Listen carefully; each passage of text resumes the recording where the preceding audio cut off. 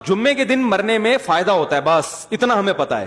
جمعے کے دن مرنے والے شخص کو لوگ کہتے ہیں اسے قبر میں حساب نہیں ہوتا۔ بھائی سب سے پہلے اعمال ہیں، یہ سب چیزیں فضائل میں آتی ہیں کہ جمعے کے دن مرنے کی فضیلت ہے، بس باقی یہ نہیں کہ وہ چوری بھی کی، زنا بھی کیا اور ماں باپ کو بھی ستاتا رہا تو صرف جمعے کو مرنے سے سب کچھ صاف ہو جائے گا، ایسا قرآن و سنت سے ہمیں پتا نہیں چلتا۔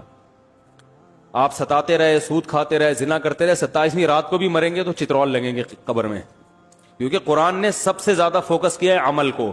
اگر صرف جمعہ ہفتے سے کام چل جاتا تو یہ پیغمبروں نے جو اتنی تکلیفیں اٹھائی ہیں یہ نہ اٹھاتے، بس پیغمبر دنیا سے یہ کہہ کے چلے جاتے تمام حضرات کوشش کریں جمعے کو مریں، وہ بس۔ یتیموں کے حقوق اور یتیم کا مال جو کھاتے ہیں آگ کے انگارے کھا رہے ہیں، اور زنا پر جو سزائیں رجم کی اور کوڑے لگنے کی اور آگ کی وعیدیں اور ماں باپ کو ستانے والے کی بخشش نہیں ہوگی، وہ عورت جو شوہر کی ناشکری ہو، یہ سب ختم ہو جاتی نا۔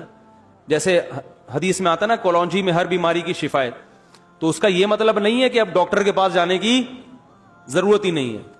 سنا مکھی میں ہر بیماری کی شفا ہے، تو اب کورونا میں بس سنا مکھیاں کھلا کھلا کے باقی ساری ویکسین جو تیار ہو رہی ہے، یہ جو دنیا، یہ سب، یہ تو نبی نے نہیں ایسے کیا۔ اگر حدیث کا یہ مطلب ہوتا تو صحابہ کرام ہر گھر میں کولونجی رکھ لیتے، اور جب اسلامی حکومتیں قائم ہوئیں تو جو میڈیکل کالج کھلے ہیں اس زمانے میں وہ سارے آگ لگا کے بند کر دیتے، نہ کوئی حکیم ہوتا نہ ڈاکٹر ہوتا، بھائی ہر بیماری کے لیے کیا ہے؟ کولونجی۔ جیسے وہ ایک حکیم صاحب تھے، ہر ایک کو کیڑوں کی دوا دیتے تھے، وہ جو بھی آتا نا حکیم صاحب، بھائی کیڑوں کی دوا، پیٹ میں درد ہے کیڑوں کی دوا، سنا یہ ہے؟ سنا بھائی اپنے آپ کو مزہ نہیں آئے گا، پھر جس نے نہیں سنا اس کو اس میں مزہ آئے گا۔ ہر ایک کو کیا دے رہے ہیں؟ کیڑوں کی دوا۔ ایک دن ایک آدمی درخت پہ چڑھا، نیچے گر گیا، ہڈی ٹوٹ گئی، حکیم صاحب کے پاس لے کر حکیم صاحب نے کیڑوں کی دوا دی۔ لوگ کہنے یار اس کا کیڑوں سے کیا تعلق ہے، ہڈی ٹوٹی ہے۔ حکیم صاحب نے کہا کیڑا تھا تبھی تو چڑھا تھا درخت پہ۔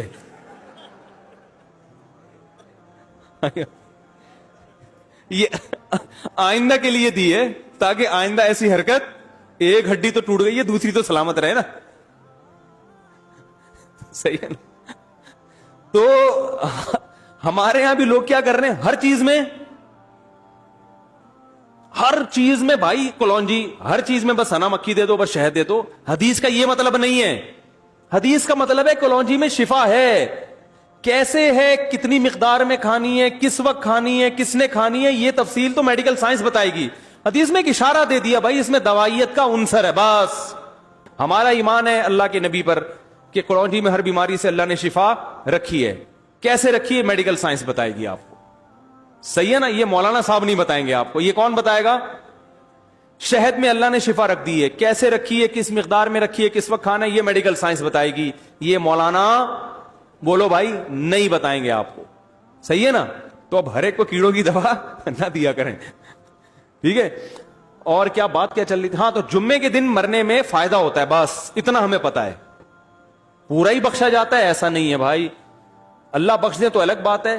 جیسے آپ کو ہارٹ اٹیک ہو چکا ہے، اب آپ صرف کولونجی کے چند دانے چبا دو گے تو اٹیک نہیں ہوگا، ایسا نہیں ہے بھائی، اب تو وہ دوائیں بھی کھانی پڑیں گی۔